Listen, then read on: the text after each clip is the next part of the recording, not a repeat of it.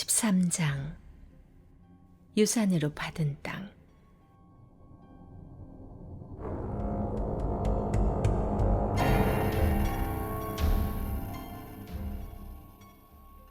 여호수아가 나이가 들자 하나님께서 그에게 말씀하셨다.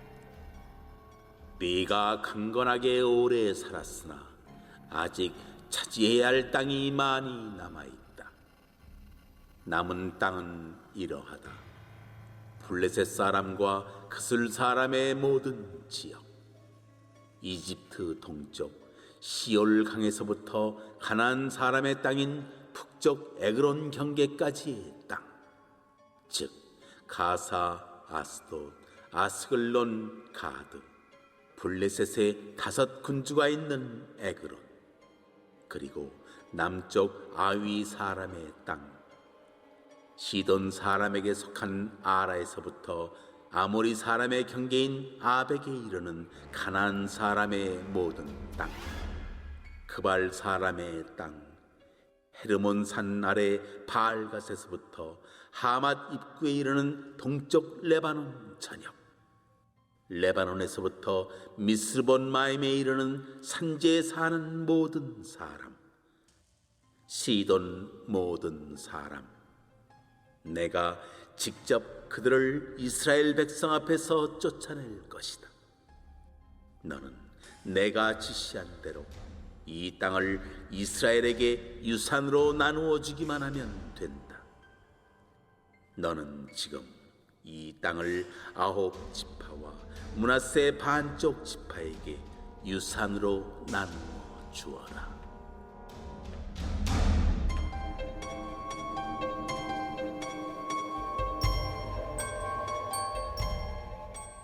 요단강 동쪽의 땅.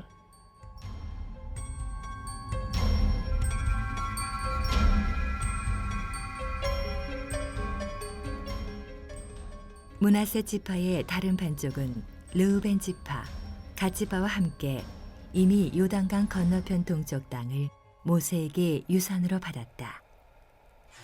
하나님의 종 모세가 그 땅을 그들에게 주었다. 그 땅은 아르논 협곡 끝에 있는 아로엘과 골짜기 가운데 있는 성읍에서 시작하여 디본까지 뻗은 메드바 고원 전역과 헤스본에서 다스리던 아모리 왕 시온의 모든 성읍을 지나 암몬 사람의 경계까지 이르렀다. 또한 길르앗과 그술 사람과 마가 사람의 땅, 헤르몬산 전역, 살레가까지 뻗은 바산 전 지역, 곧 아스다롯과 에드레이에서 다스리던 바산 왕 옥의 온 나라가 그 땅에 포함되었다. 옥은 르밧 사람의 마지막 생존자 가운데 하나였다. 모세는 그들을 물리치고 땅을 차지했다. 이스라엘 백성이 그술 사람과 마아가 사람을 쫓아내지 못했기 때문에 그들이 오늘까지 이스라엘 가운데 살고 있다. 레위 지파만은 유산을 받지 않았다. 하나님께서 말씀하신 대로 하나님, 이스라엘이 하나님께 드리는 불살라 바치는 제물이 그들의 유산이기 때문이다.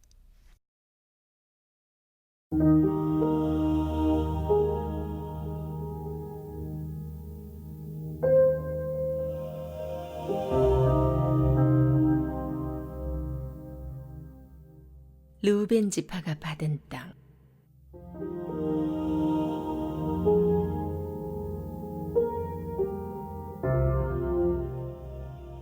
르우벤 지파에게 모세가 가문별로 나눠준 땅은 이러하다.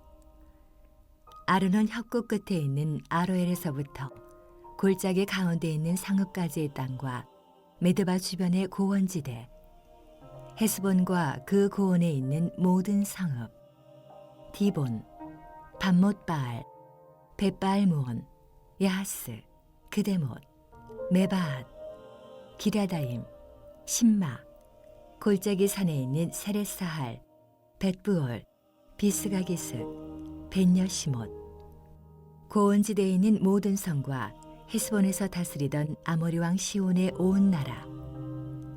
모세는 시온뿐 아니라 그 땅에 살던 미디안의 귀족들, 곧 에위, 레겜, 수르, 훌, 레바를 죽였는데 그들은 모두 시온의 꼭두각시였다. 전쟁 중에 죽은 이들 외에 부올의 아들인 점술과 발람도 이스라엘 백성에게 죽임을 당했다. 르우벤 지파의 경계는 요단강가였다. 이것이 르우벤 지파가 가문에 따라 유산으로 받은 마을과 성읍들이다.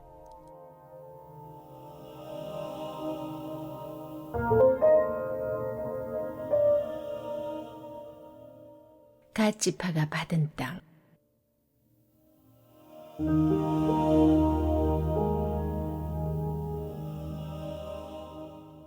갓 지파에게 모세가 가문별로 나눠준 땅은 이러하다.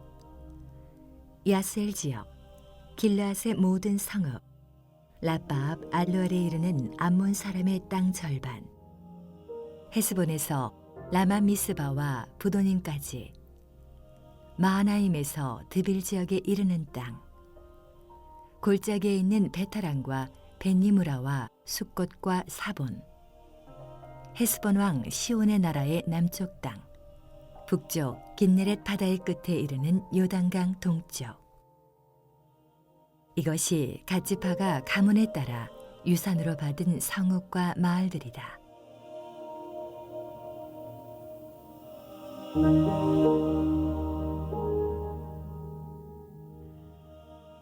므낫세 반쪽 지파가 받은 땅.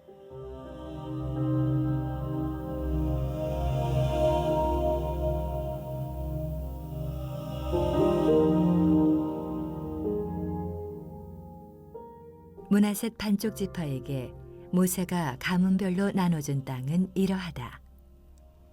마하나임에서 뻗어 있는 땅, 바산왕 옥의 온 나라 영토인 바산 전역, 바산에 있는 야일의 정착지 전부인 60개의 성읍, 길르앗의 절반과 바산왕 옥의 도성인 아스다롯과 에드레이는 므낫세의 아들 마길의 후손, 곧 마길 자손의 반쪽에게 가문별로 돌아갔다.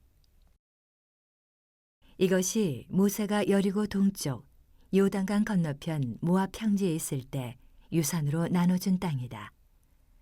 그러나 모세는 레위 지파에게는 유산을 주지 않았다. 하나님께서 말씀하신 대로 하나님, 이스라엘의 하나님이 그들의 유산이기 때문이다. 땅 분배 단락은 여호수아가 나이 많아 늙었다는 말로 시작합니다. 당시 여호수아의 나이가 얼마나 되는지 정확히 알 수는 없습니다. 14장 10절은 여호수아와 함께 정탐꾼으로 활동했던 갈렙의 나이를 85세로 소개하죠. 당시 여호수아의 나이를 추론할 수가 있죠. 본문은 이스라엘 백성들의 얻을 땅이 매우 많이 남아있다고 밝힙니다. 그런데 얻을 땅이 매우 많다는 말은 11장 23절의 내용과 상충하는 것처럼 보입니다. 그렇지만 이 둘의 차이는 강조점의 차이나 상징적인 의미와 실제적인 의미의 차이로 볼 수 있습니다. 즉 11장 23절이 조상들에게 하신 땅에 대한 하나님의 약속의 성취를 강조하는 반면 13장 1절은 아직 완성되지 않은 땅 정복의 과업을 강조하는 것입니다. 또한 11장 23절에서 여호수아와 이스라엘 백성들이 가나안 땅의 중요한 거점들을 정복했기 때문에 상징적인 의미에서 온 땅을 점령했다고 한다면 13장 1절은 실제로 정복되지 않고 남아있는 지역들을 언급하고 있습니다. 어떤 의미에서 가나안 땅 정복은 이미 이루어졌지만 아직 완성된 것은 아닙니다. 2절로 6절 상반절입니다. 미정복 지역에 대한 묘사는 가나안 땅의 남부, 서부, 북부 지역 순으로 소개됩니다. 남부 지역의 미정복 지역으로는 먼저 블레셋과 그 인근 지역이 언급됩니다.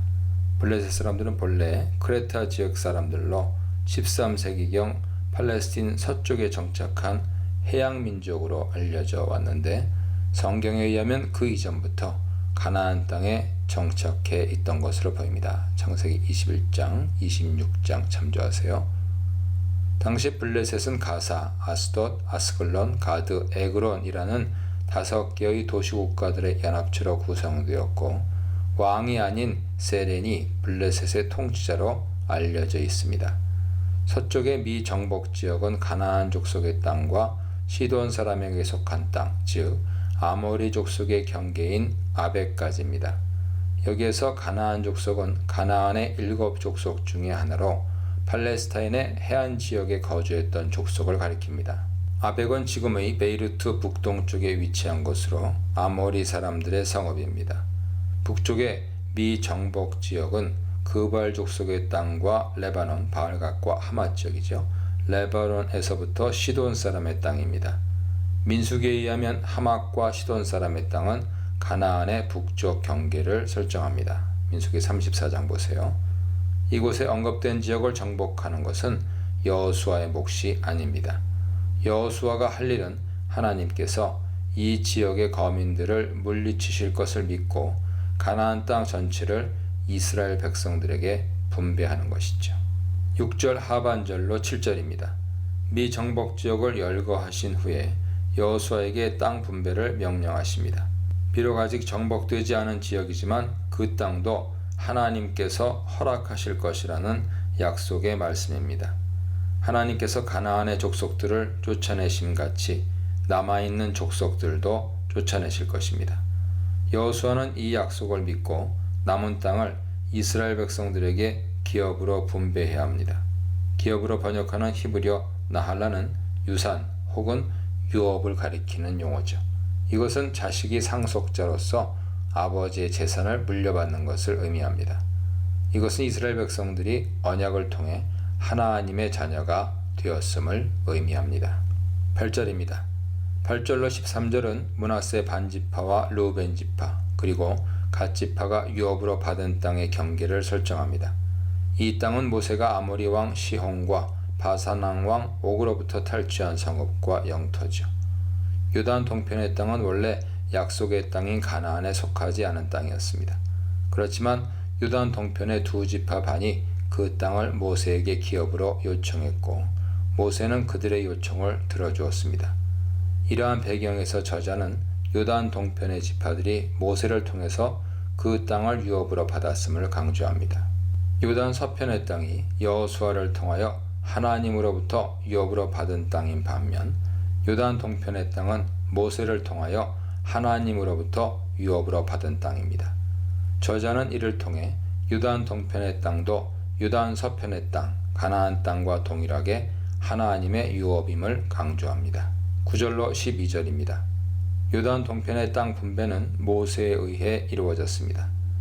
요단 동편의 경계에 대한 기술은 남에서 북으로 올라가는 방식으로 이루어집니다. 요단 동편 경계의 최남단은 아르논 골짜기에서 시작합니다. 아르논강은 요단 동편 이스라엘 땅의 남쪽 경계를 이루고 있고 아르논강 남쪽에는 모압이 위치해 있습니다. 9절에 디본까지 이르는 메드바 평지는 아르논과 헤스본 사이의 고원 평지를 말합니다. 10절의 헤스본은 요단강 동편에 있는 얍복강과 아르논강 사이에 위치해 있는 성읍으로 모세에게 정복당하기 전 아모리 왕 시온의 수도였습니다. 헤스본 위쪽으로는 길르앗과 그술과 마아가 족속의 지역이 소개됩니다. 여기에서 길르앗은 얍복강 북쪽의 길르앗 지역을 가리키죠. 이 지역은 모세가 아모리 왕 시온으로부터 빼앗았습니다. 그술은 2절에 언급된 그술과는 다른 지역으로 갈릴리 북동쪽에 위치해 있으며 마아갓은 그술보다 북쪽에 있는 지역이죠. 바산은 길르앗의 북쪽, 갈릴리 호수 동쪽 지역에 위치한 비옥한 평야지대이고 12절에 아스다락과 에드레이는 이 지역에 위치한 성읍들입니다. 13절입니다. 저자는 요단 동편의 미 정복 지역을 언급합니다. 마치 요단 서편 지역에 아직 정복되지 않은 지역에 있는 것처럼 요단 동편 지역에도 이스라엘 자손이 아직 쫓아내지 못한 족속이 남아 있었던 것이죠. 그 가운데는 그술 족속과 마아가 족속이 있습니다. 이들은 그 후로도 오늘까지 이렇게 되어 있죠. 이스라엘 백성 가운데 살게 되었습니다. 사무엘서에서는 다윗의 아들 압살롬의 모친이 그술의 공주로 소개됩니다. 마아갓 사람도 다윗과 대항했던 암몬의 연합군으로 등장합니다. 사무엘하 3장 10장 보세요. 여호수아 시대에 제거하지 못했던 사람들이 이스라엘에게 해를 끼치게 된 것이죠. 13절에 오늘까지는 이 글이 기록될 당시를 의미할 수도 있지만 이 사건의 역사성을 강조하고자 하는 저자의 문학적 기법으로 볼 수도 있습니다. 14절입니다.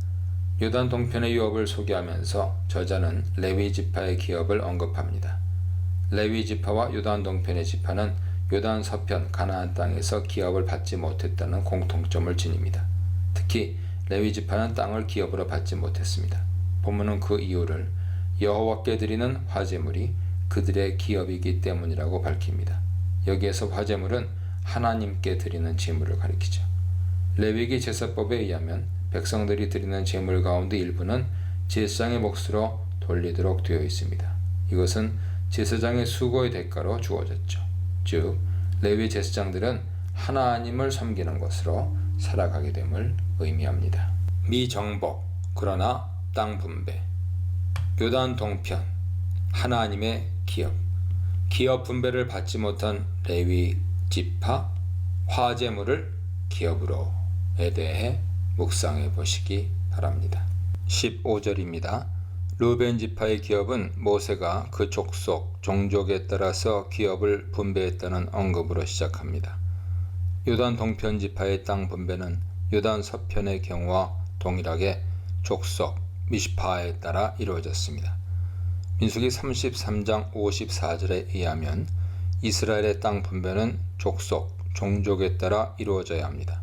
저자는 땅 분배가 종족대로 이루어졌음을 알리면서 모세의 땅 분배가 하나님의 명령에 따른 것임을 보여줍니다. 16절로 21절 상반절입니다. 르우벤 지파는 요단 동편 지역의 남부에 위치해 있으며 아르논강을 사이에 두고 모압과 인접해 있습니다. 르우벤 지파의 경계는 아르논 골짜기에 있는 아로엘에서부터 시작하여 북쪽으로는 헤스본까지 이릅니다. 디본부터 베뎌시못까지는 그 사이에 있는 12개 성읍들의 이름이죠. 디본은 아르논 북편에 위치한 중요한 성읍으로 민수기 32장 34절에서는 갓 지파의 성읍으로 소개됩니다. 아마 갓 자손들이 후에 그 성읍을 요새화한 것으로 보입니다. 디본은 후에 모압의 성읍이 되는데 이것은 르우벤 지파의 쇠퇴를 의미합니다.